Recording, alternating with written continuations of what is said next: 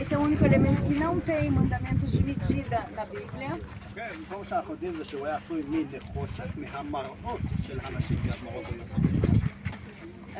Tudo que a gente sabe é que era feito de cobre, como eram feitos os espelhos daquela época.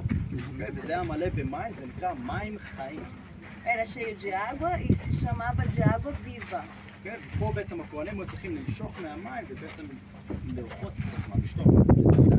Aqui os sacerdotes se purificavam com essa água. כן, ומה שמעניין זה שבעצם כל פעם שהם באו למשוך מהמים, הם ראו את ההשתקפות של עצמם.